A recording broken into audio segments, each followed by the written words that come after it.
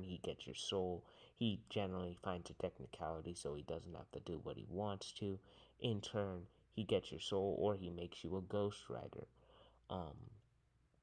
So that really represents to me the aspect of the devil related to trickery, and it represents this aspect of be careful, like how you should be cautious. Additionally, Mephisto as a devil in Marvel represents the fear. Um, we know Mephisto's like, I don't know, am I the true devil? We know he's not. We know there are a myriad of um, Hell Lords stronger than him or rivaling him, but he is the most cunning. So you could, in a way, say he is, because ultimately the devil tricked Eve into eating the fruit in the Bible and whatnot. And you could ultimately say the devil's ultimate testament is that of being a trickster, and to that you would be right. But I feel like it's more so a fear factor. Like, we know his dimension isn't hell, it's just this realm he calls hell to scare people. um it's a matter of belief. I've made a short on how belief works in Marvel, but suffice to say, that belief could be feeding him too, as well as the souls he gets from all the deals, which ultimately gets me to the point of Mephisto, the first of these Marvel devils. He represents fear. He also represents trickery and fear. He wants humanity to continue existing so that he can get more souls, so that he can trick them, so that he can manipulate them. That's his ultimate sort of goal, objective. He's willing to trick other Hell Lords. He's willing to manipulate them. At one point, he beat all of them. I'm not sure entirely if Cytorrak was involved in there, but I know he beat Shumagorath, someone who should be way stronger than him in raw AP. He fights Hela, and like, despite Hela saying like their battle would shake the Omniverse or all of Marvel's creation, Mephisto's shown to be stronger and said to be stronger.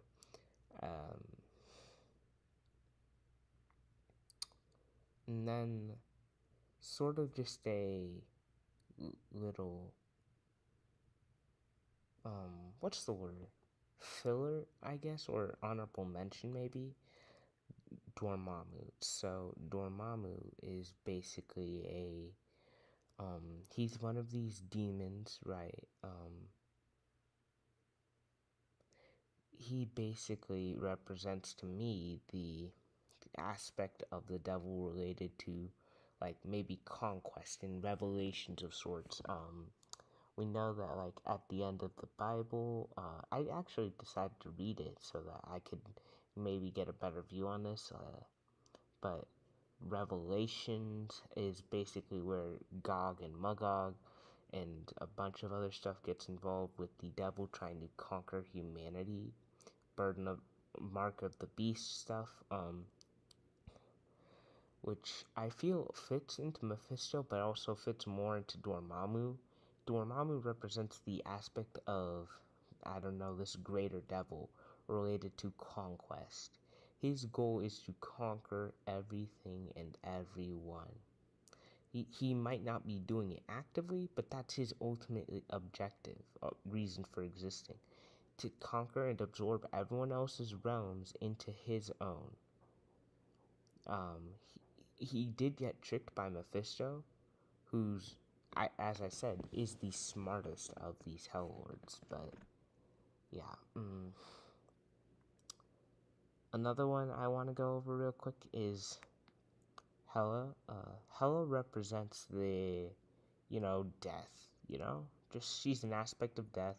I don't think that she's related to the devil aspect of Marvel so much as the death aspect. But yeah.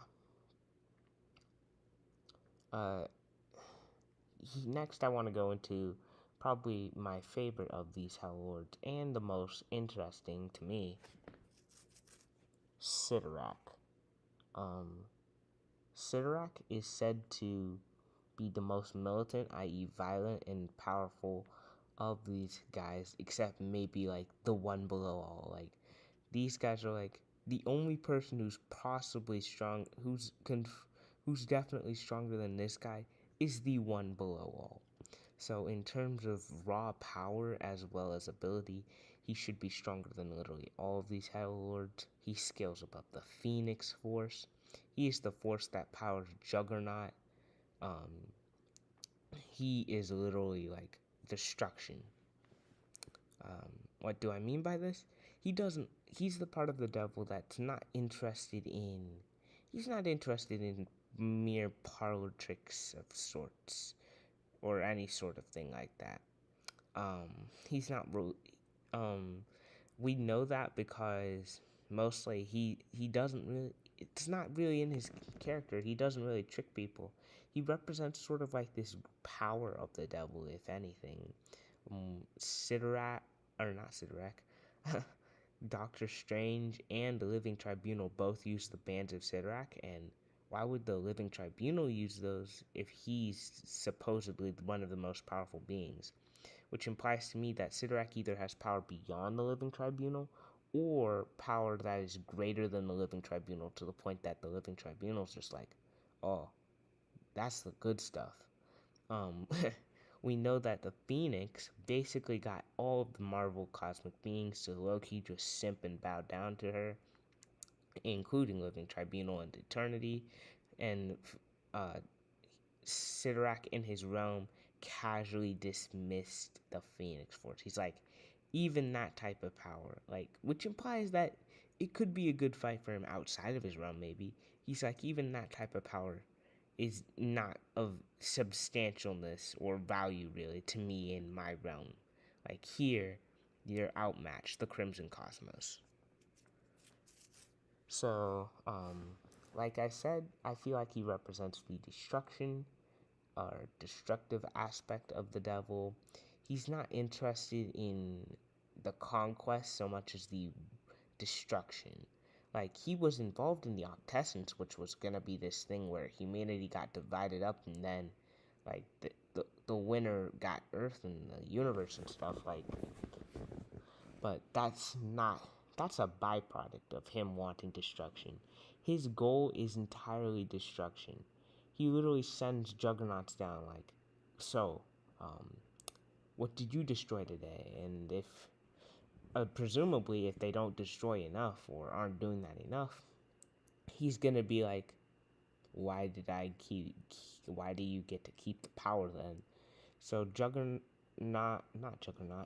Cytorrak is the destructive aspect, not like sadistic or anything. He just likes destruction. Like, it's not like let me put it this way, his goal is to destroy things, yes, but it's not like he's getting happiness out of, like, tearing apart human lives or anything. He just likes the destruction of it. He doesn't want to see it painfully or anything like that. It's just destruction. Unlike Mephisto, who definitely is I'd say he's a Schadenfreude, but he's also causing the bad luck. And then he's also just a sadist, I'm sure. So I'd say Mephisto is related to sort of this sadistic fear, trickery sort of thing, whilst Cytorrak's more related to the destructive part. But yeah, another quick mention or honorable mention or whatever you want to call it is Nightmare. I feel like Nightmare, well, this really is the next chapter, really, I guess, because I guess this is just the next chapter in a way, or semi-chapter, I don't know. But Nightmare, he represents he controls all dreams, not just our nightmares, but he is connected and fueled primarily by just dreaming, and nightmares in particular do make him more powerful. In the Nexus of Nightmares storyline, which was relatively recent, he seemingly crushed the Beyonders, beings who were several Beyonders, like 3, probably possibly more, who should just those 3 Beyonders should have power beyond that of the living tribunal himself, which is wild to think about. So you could try saying that Nightmare scales above literally all of these Hell Lords and stuff, but I'm not gonna go into that. But Nightmare does crush several Beyonders. Nightmare in one storyline, I forgot the name, but he got everyone on Earth asleep via Doctor Strange somehow, and he ended up beating all of the cosmic entities, and then he was going to expand out into the multiverse. But yeah, Nightmare's a pretty powerful guy. I think he once threatened the Ficto or Ideaverse, where all fiction is, and where it was basically going to affect all fiction, sort of deal. Suffice to say, Nightmare's powerful, but I feel like Nightmare sort of represents this, he represents this devil or demon, dark side, related to how we are our own devils, and how there's a part of us maybe that we feed, and that this devil grows from. It's sort of this idea of we don't need to look to the stars to find any aliens or monsters. We just need to look into the mirror. That's what Nightmare represents to me. He represents the monster within, the monster that we can't get rid of ever. It's an inherent part of us, because he's a part of our dreams. As long as there are dreams, Nightmare exists. It's sort of like the Endless, a dream of the Endless, but I'm not sure I'd quite say it's at that level. But Nightmare's just, I feel like Nightmare represents the devil within, or the part of us that we just can't get rid of. This devil that comes with a byproduct of our existence as humans. Finally, the true devil of Marvel, who arguably represents all of the things previously stated, except maybe Mephisto stuff, the One Below All. The One Below All doesn't make well, he kind of makes deals in a way. He takes on these beings who get infected. I'd say infected because a lot of the results aren't positive.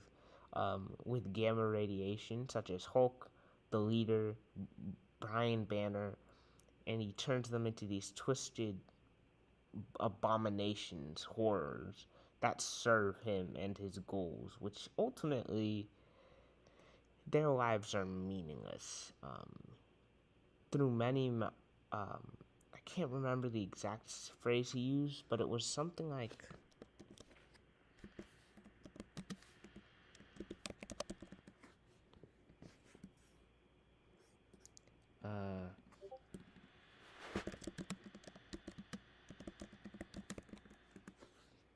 through I break with many hands, like they're them, but they're me, and like I howl through many mouths, that sort of deal. That's basically what he said.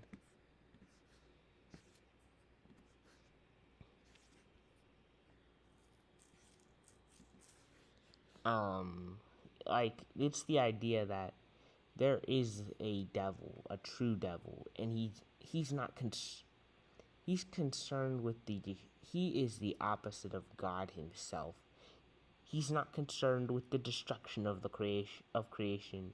He isn't a part of humanity and doesn't need us to survive. He's not even a trickster. He just takes what he wants, when he wants, how he needs to. The One Below All is what the devil really is. This thing that can't be reasoned with, can't be negotiated with. It's almost as if it's God himself. But then you realize it is. the one below all, the one above all is the god of Marvel, not the most powerful of Marvel, but the god of Marvel, then the one below all is when God hulks out. That's terrifying to think about. We know what happens when just we get mad. We know what happens when a politician gets mad. Words are thrown. Wars could start. But do you know what happens when a monster with near godlike power and strength gets mad? Well, you can ask the Dark Dimension, or what was left of it. Perhaps you should ask God himself what happens. Well, a one below all possessing the Hulk's body was able to destroy an entire multiverse over the course of a few billion years. And it wasn't like he could just instantly do it.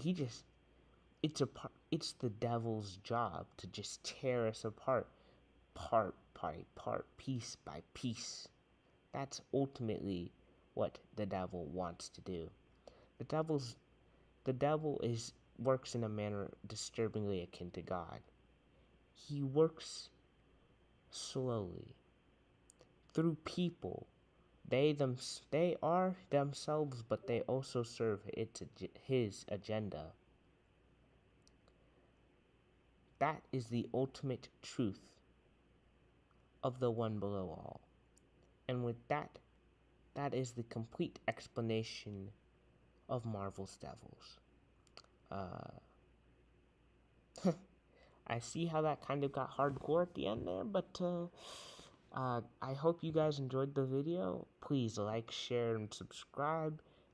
Check out the links down below. They are to people who have helped this channel in the past or in the future, or have helped it in the future. Try to check out that Marvel Belief video. Try to check out the Marvel and DC playlist, but maybe not right now, because I do need to add this video amongst others to each playlist respectively. I decided to do this video because Marvel isn't as straightforward as DC.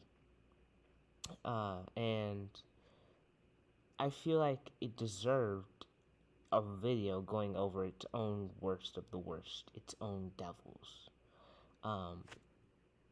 I know one of you's already going to say, what about Loki? I feel like Loki falls under the category... Loki would fall under the category of Mephisto in a way, but at the same time, Loki is also not exactly a devil in the way that I see it. Loki's something else entirely.